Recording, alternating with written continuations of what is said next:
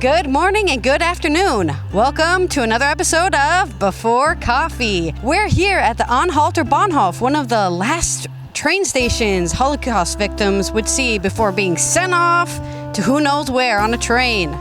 And we are going to be reporting here live from Berlin. Well, not live, but I'm recording this live from Berlin, and we're going to share some news stories coming out of Germany and the rest of Europe. Today on Before Coffee, German AfD candidate leads mayoral race, but runoff is needed. Also today, in a special 9/11 edition of Before Coffee, we look at the other 9/11 that you never hear about in South America. And in European news, my nation didn't learn a lesson of war, says Russin, who finds bodies of Soviet soldiers. And we spin the Squeal of Fortune. And in culture news, outrage as Polish TV talent show contestants use Blackface for Kendrick Lamar and Beyonce performances. Uh-oh. And more news on today on what is National Milkshake Day on Before Coffee.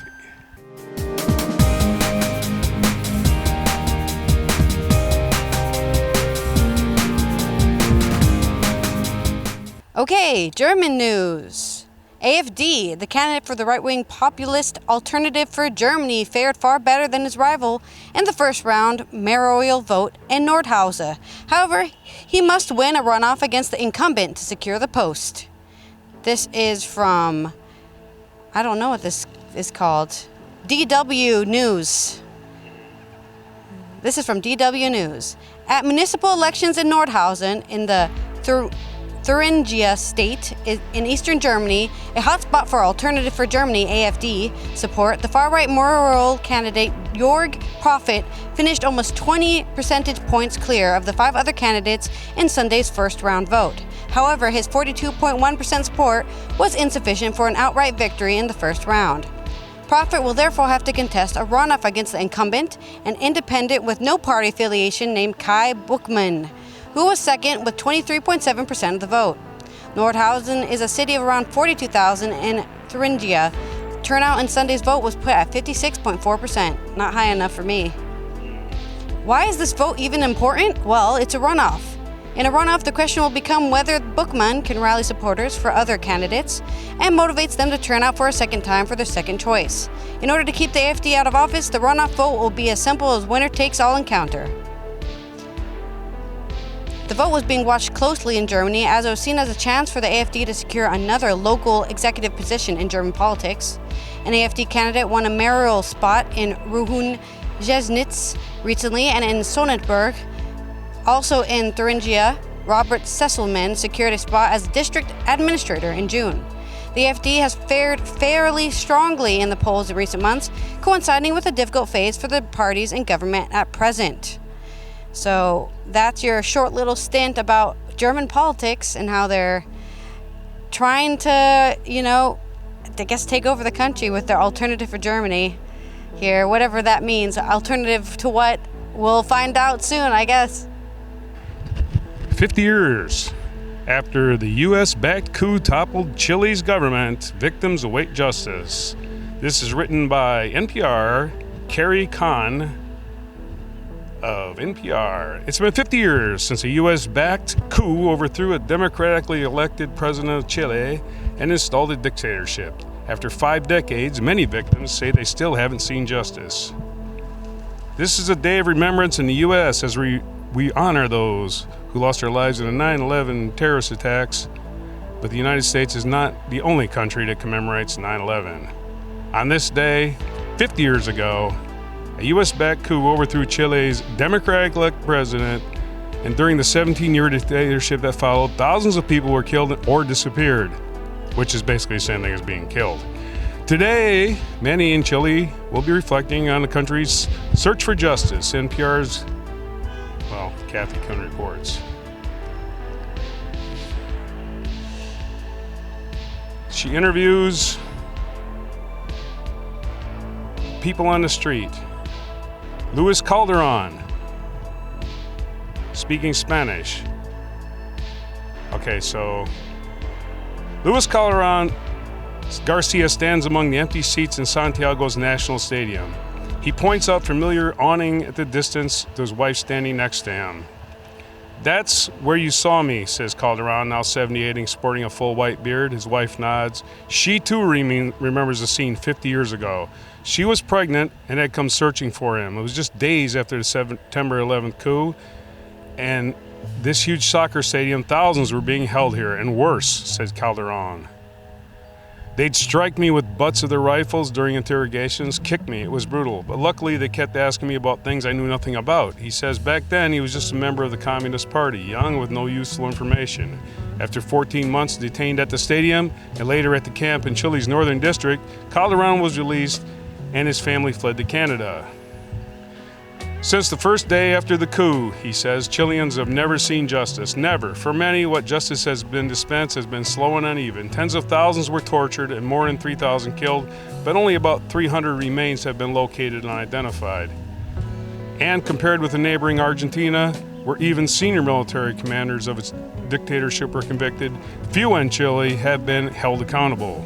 Justice and Human Rights Minister Luis Cordero admits that's regrettable." Cordero will speak in Spanish. "Has it been sufficient? Probably not. It's been advantageous? Definitely not." But Cordero, who himself had 2 family members disappeared, says for the first time ever the state will now lead search efforts for the victims. Chile's leftist president Gabriel Boric announced that the plan earlier this month. Gabby Riviera, president of the Association of Relatives of the Detained and Disappeared, applauds it, but she urges for more, especially getting information from Chile's reticent military. "We have to demand that cases be reopened so that the perpetrators are held accountable," she says. For President Boric, politically, that is complicated. His popularity is waning and the country faces rising crime and faltering economy. Many are not prioritizing human rights. Victims' worry time is running out, and to hold aging perpetrators accountable. But Luis Calderon, who is tortured and detained at the soccer stadium, says you can't force people to give up what they know. So here we are. Again, the U.S.-backed military coup staged by Henry Kissinger, Richard Nixon, 50 years ago today.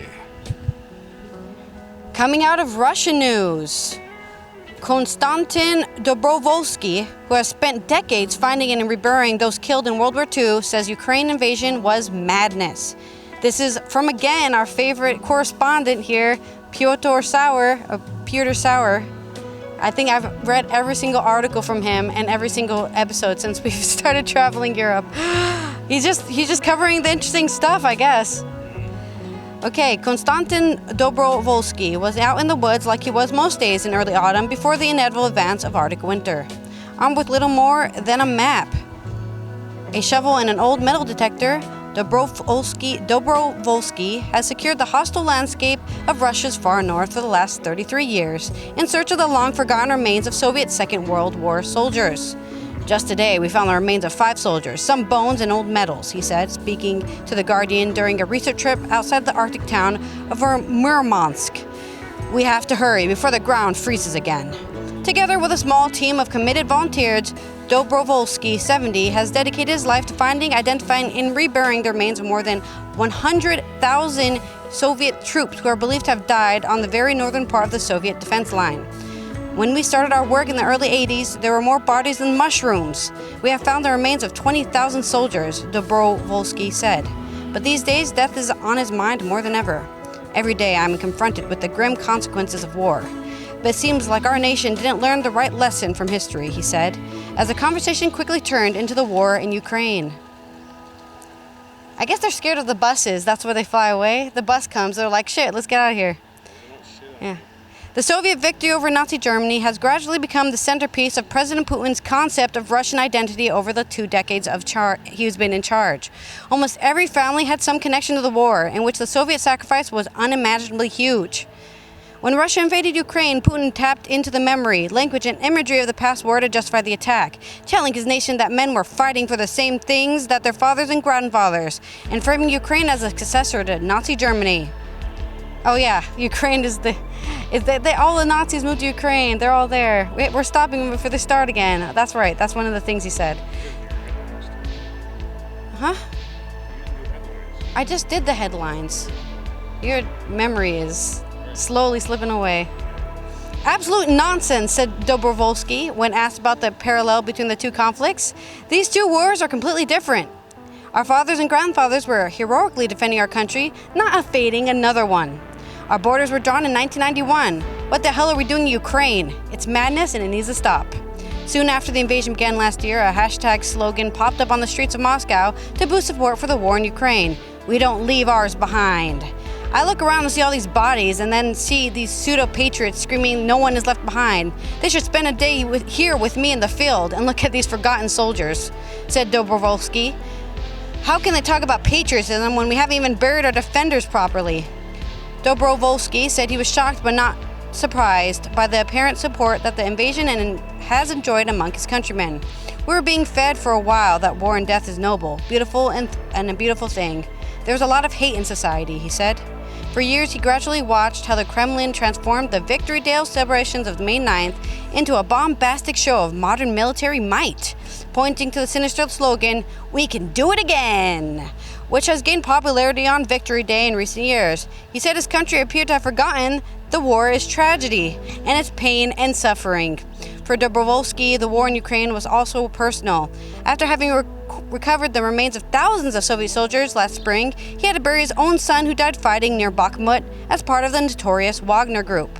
Sergei had signed up with Wagner from prison, where he was promised freedom in return for a 6-month stint in Ukraine with the group. I tried to do everything to stop him from going. I told him, "What are you doing, son? It's a one-way ticket." But I failed. He did not have a chance to say goodbye to Sergei, but said that he recognized his son in the drone footage posted by Ukraine Army on social media days before they reported his death. Ooh, that's awful. Well, there's my son about to get exploded. That's nice. I don't know if he killed Ukrainians or not. As a father, it was my duty to bury him, but I judged his decision, he said, audibly and emotional. When the fighting is over, I will travel to Bakhmut myself, go on my knees and apologize to the Ukrainian people. In a country where even the slightest dissent is criminalized, Dobrovolsky is a rare voice that pushes against the state narrative tying the two wars together.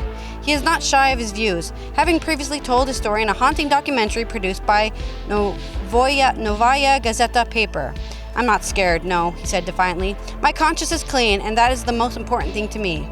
For now, he plans to continue his work. In October, his team of volunteers will bury the remains of soldiers that they unearthed this year at Valley Glory, a military cemetery close to Murmansk, also known among the soldiers as Death Valley.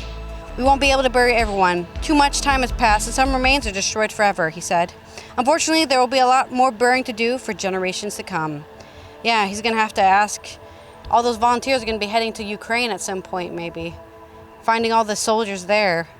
So sad. Now it's time to spin America's favorite new game show. Maybe not anybody's favorite new game show, but it's a game and it's on a show. And it's called Squeal of Fortune. And let's have it a spin. Here we go. Spinny, spinny, spinny, spinny, spinny, spinny, spinny, spinny. Did it stop yet? Let me know. We have Mark Meadows. On Mark Meadows' front, this is from NBC News. Mark Meadows could be convicted and incarcerated in Georgia election case before his federal appeal is heard, lawyers warn. That's pretty funny.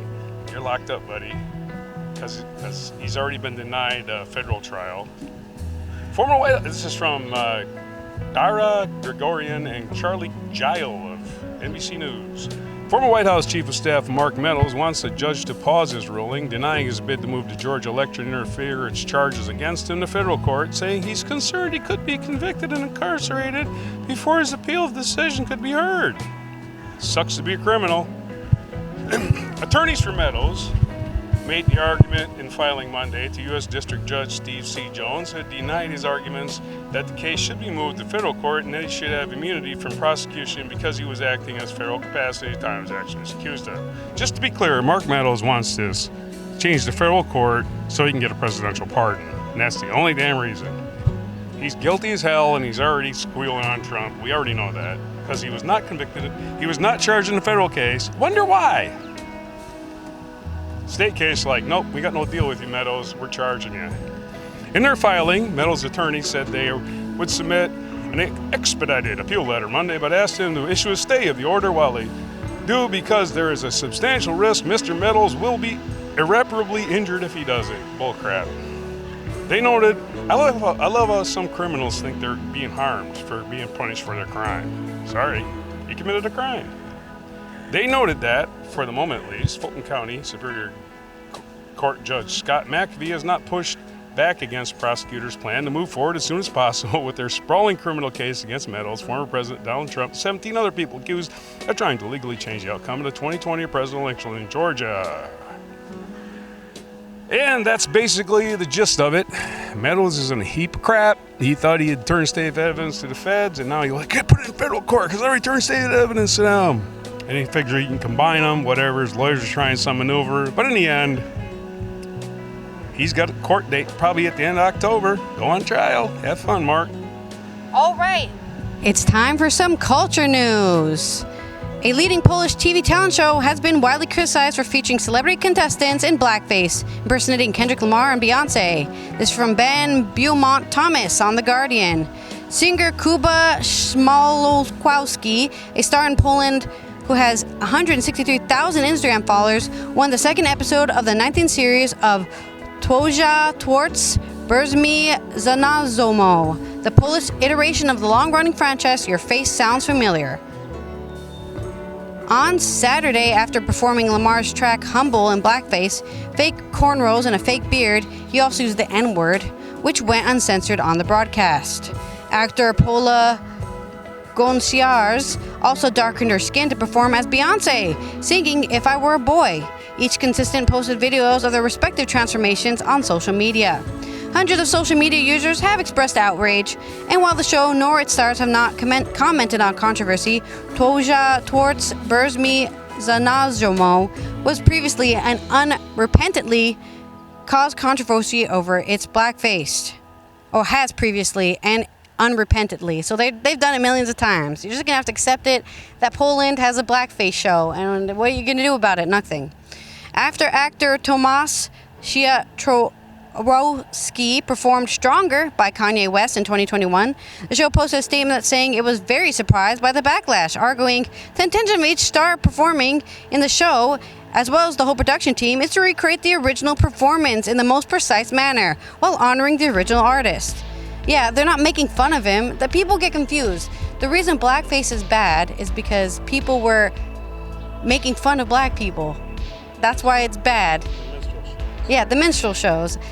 I don't think any of these people are making fun of Kendrick Lamar, okay? But, like, again, intention and assumption, the two sides of the coin. The intention of, oh yeah, we already did that one. They probably gave out other previous examples of imitations of Tina Turner, Miss Elliott, Stevie Wonder, and more, and highlighted the charitable giving on the show. Smolkowski donated his 10,000, I guess, Polish money, I don't know what they're called, prize for winning the episode to children's cancer charity Przyjazdan Nadzaj. I love trying to speak Polish because I have no idea. Your Face Sounds Familiar is produced in Poland by Edemol Shine under French parent company Bonneger, whose other hits include regional versions of Big Brother, The Million Pound Drop, and MasterChef. The show originated in Spain in 2011. In 2021, the Czech iteration of the show banned its contestants from using blackface. The Guardian has contacted Endemol Shine Poland for comment, and of course, they haven't said anything, so maybe we'll get an update on what they say. We don't give a shit, we got money, and that's all we care about. Okay, this day in history, we know what happened on September 11th, 2001. Two planes crashed into the World Trade Center, and one crashed into the Pentagon, and one crashed into a field in Pennsylvania, Flight 93. But what else happened on this day in history? Let's go back to 1697. Austrian forces won a decisive victory over an Ottoman army at the Battle of Zenta. In 1709, the Duke of Marlborough led a British army of 100,000 men against the French army of 90,000 at the Battle of Malplaquet in the War of the Spanish Succession. In 1777, British forces led by General William Howe defeated the Americans at the Battle of Brandywine during the American Revolution. In 1814, U.S. naval forces under Thomas MacDonough defeated a larger British force at the Battle of Lake Champlain in War of 1812. In 1855, the 11th-month siege of Sevastopol ended after the British and French troops finally captured the main naval base of the Russian Black Sea Fleet during the Crimean War. Actually, turn my mic off for a quarter of a second. It's on. 1941, construction began on the Pentagon. Isn't that a coincidence? In 1941. So 60 years to the day, a plane hit it. Isn't that interesting? 1944, Winston Churchill and Franklin Roosevelt met in Canada at the Second Quebec Conference. 1967, the Carol Burnett Show debuted on CBS, and a variety and sketch comedy program which featured Carol Burnett and her comedy troupe became a Saturday night staple. 1973, we already covered this. General Augusto Pinochet led a coup d'etat, overthrowing the government of President Salvador. No, he was the puppet that we helped get in power.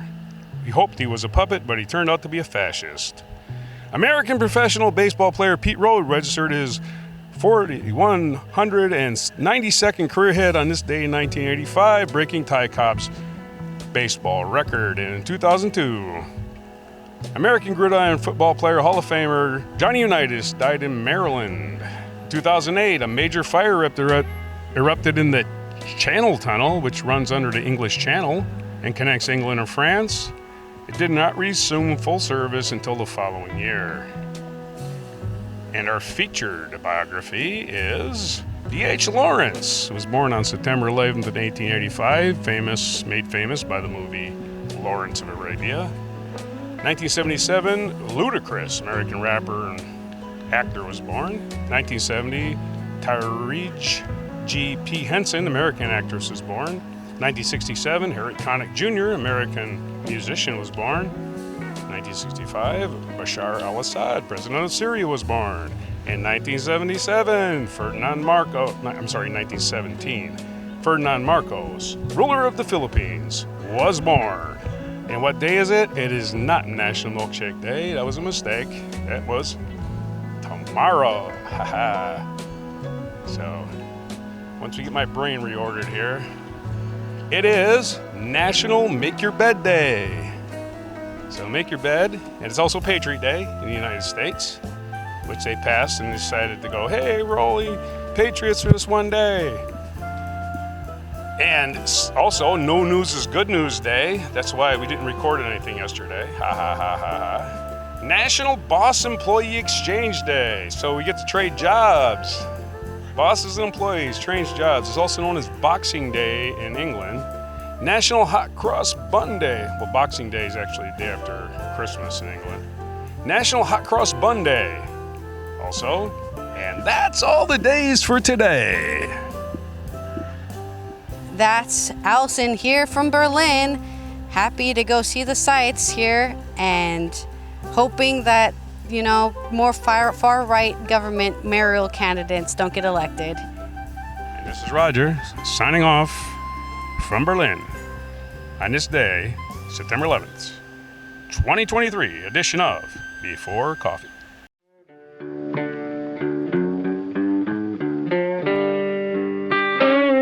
Be sure to hit the like, subscribe, and notify buttons, and follow our other channels, Toxic Alley, History of Gravy, and Scratchy Old Records.